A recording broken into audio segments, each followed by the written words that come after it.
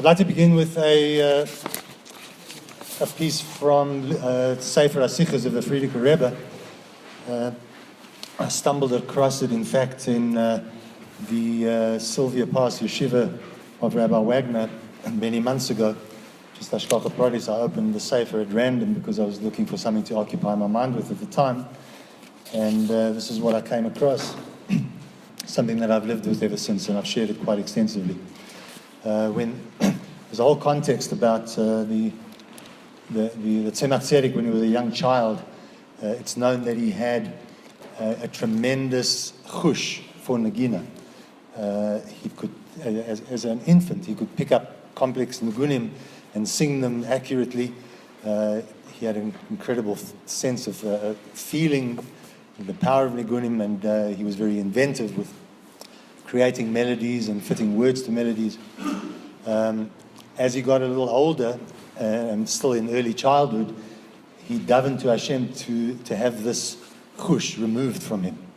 The Frierdiker Rebbe doesn't explain why. We can speculate, but later he regretted it. And here's the story about why he regretted davening for the chush HaNagina to be removed from him as a young child. And the Tzemach Tzedek. The story goes, as the Frierdiker Rebbe writes in the Sikh in Sefer HaSichos Tafshin Dalet. If anybody wants to look it up, I've got a copy of it here. The Sefer HaTanya was printed in 1796-7 or 97-98, towards the end of the century. And some months later, I think it was the following year, after the publication of the Tanya, a kvutza of Junger Light of Anash came to the Alter Rebbe to complain that the Sefer HaTanya was a bit difficult for them to understand. A delegation came and spoke to the Alter Rebbe about this problem with understanding the Sefer HaTanya. The young Tzemach Tzedek, this happened before he was 8 or 9 years old, the Frierdiker Rebbe writes, was present and overheard the conversation. And when the people left, he asked his Zayda, what's going on? I mean, how can people not understand the Sefer HaTanya? This is the young Tzemach Tzedek. The Alter Rebbe took the question very seriously. And he said the following words, and I'll read it directly from the Frierdiker Rebbe. A halbe Zach nimmt men nit.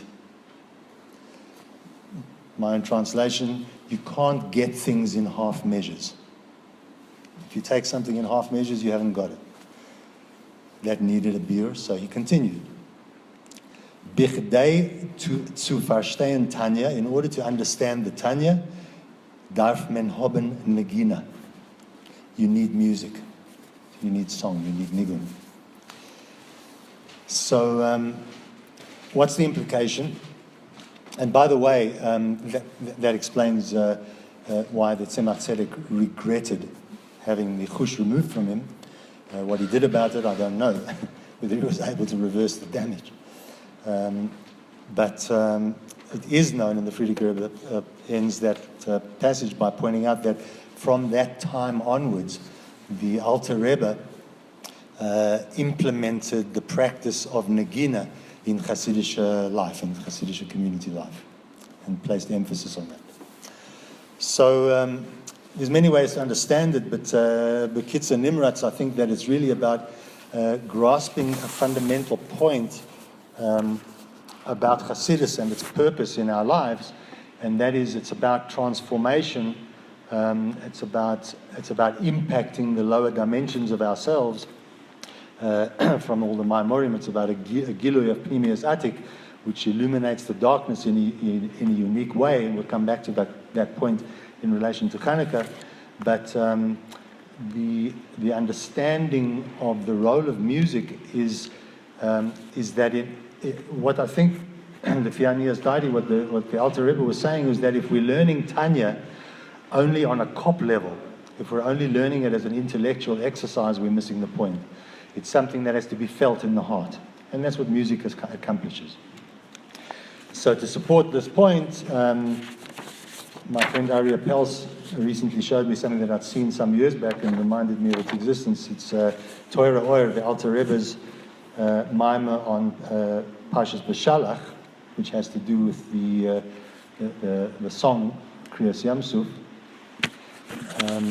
And he says some unbelievable things about Nigun. Because he points out that the difference between the service of the Kohanim in the Beis HaMikdash and the Leviim, everybody knows that the Kohanim were bringing the divine light down from above downwards, but the Leviim had a different avodah to do, and their emphasis was on Shira and Zimra and Nigun. The union of Avad Alevi, that through music the Leviim were helping us access dimensions of consciousness that are far beyond what the Kohanim bring into our lives from above downwards. And he explains as follows. He says, the union of Nigun is primarily the Hispalus HaNefesh Mipnei Gilui Hatanuos. He repeats this phrase a couple of times. Gilui Hatanuos. The revelation or the experience that we have of the movement of a melody. And he says that the union of Chassidus in music, that it brings a sense of newness. We never get tired. We can sing a nigun over and over and over and over again. Union of Chassidus, it's reaching a higher place in our consciousness that allows that sense of newness each time we repeat a phrase, a chorus in a song, for example. And he says that this Gilui Hatanua is Misoyer Gilui Halev. It arouses the heart, as we were saying before.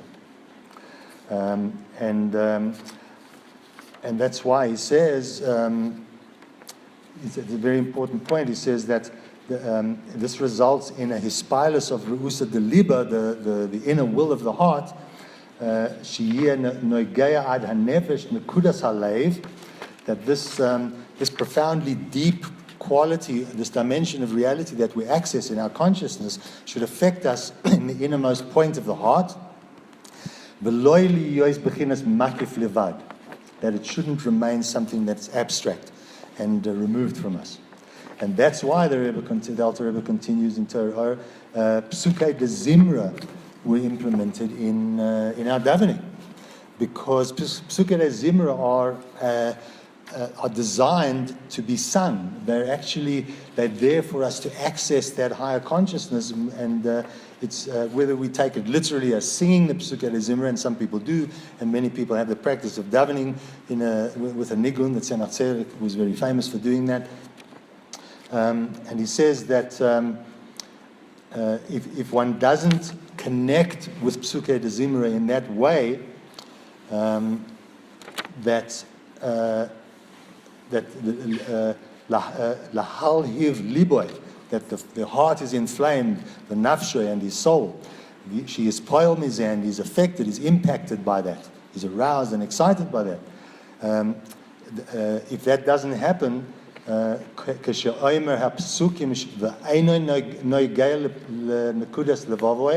it doesn't touch him in that way, in his heart,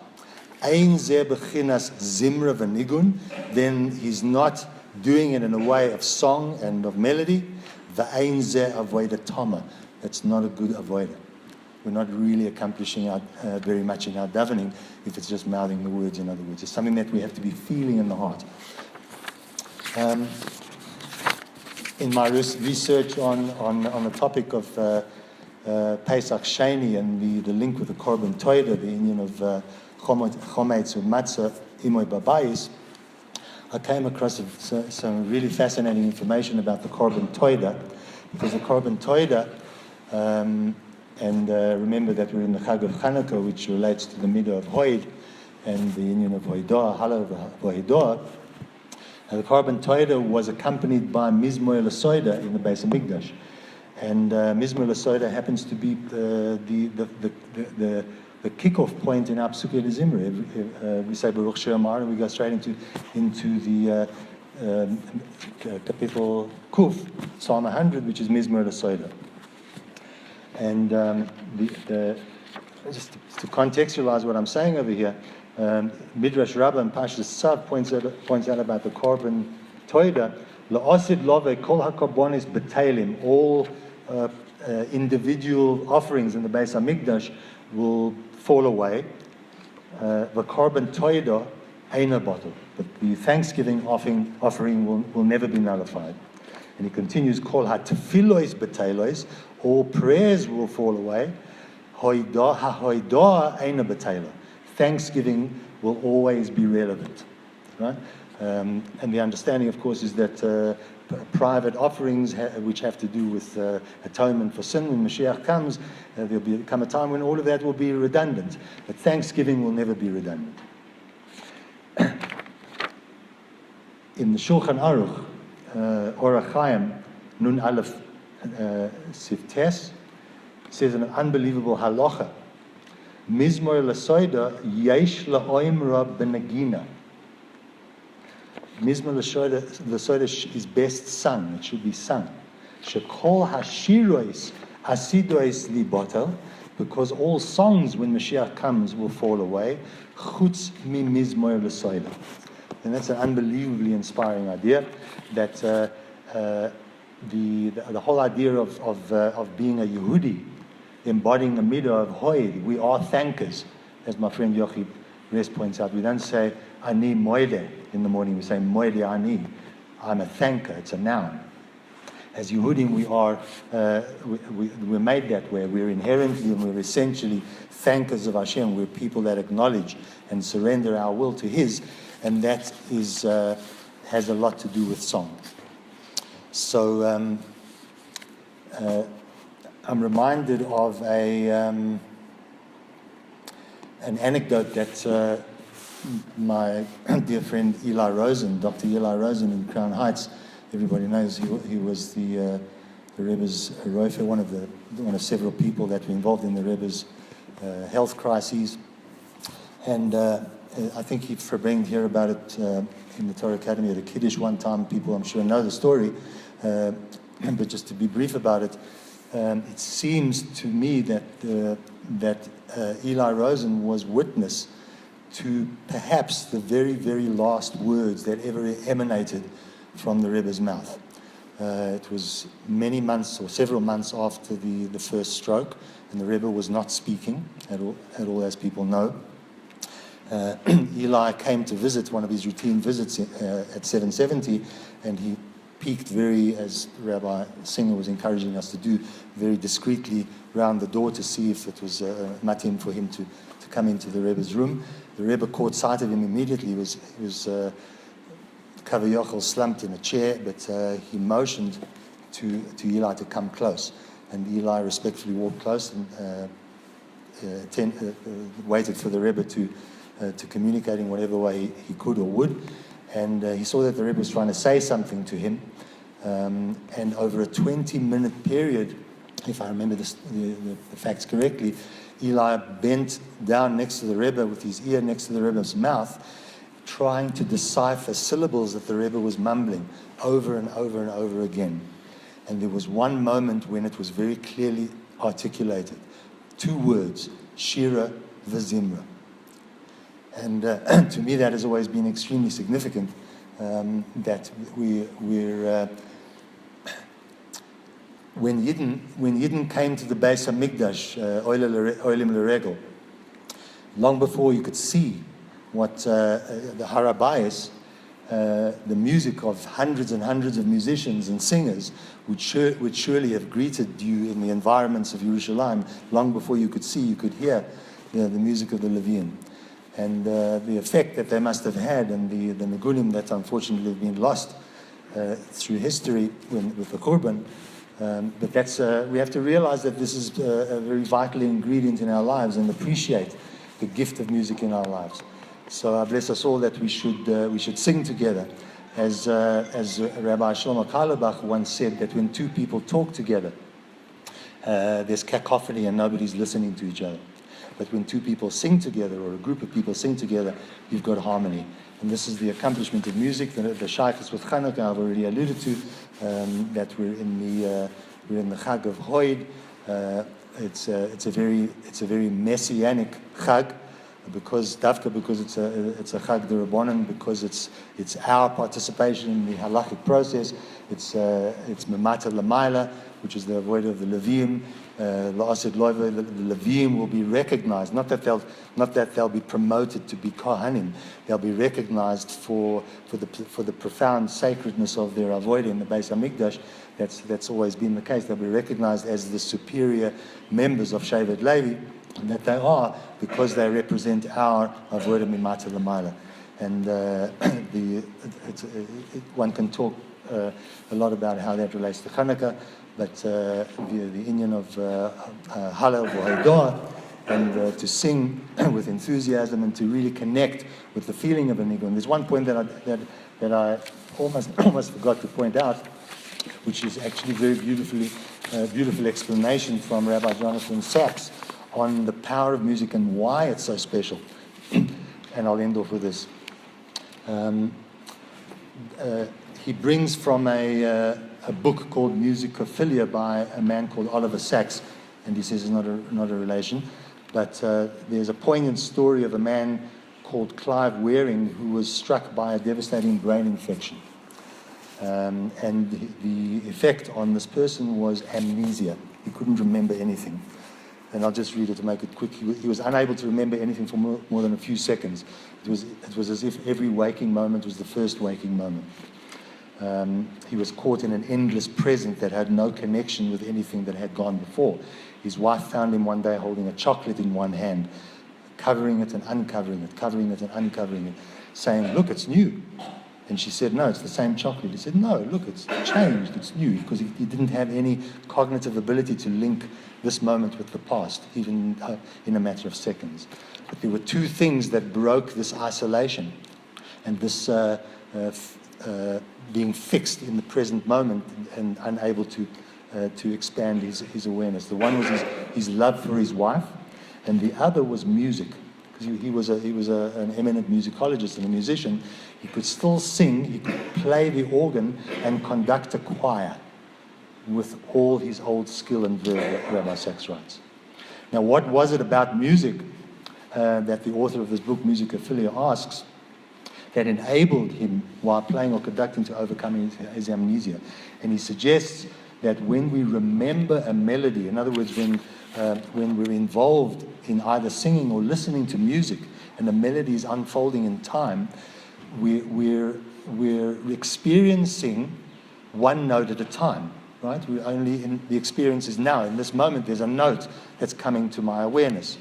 Yet, and here's the chiddush, each note relates to the whole. And a philosopher of music, Victor Zuckerkandl, put it very expressively.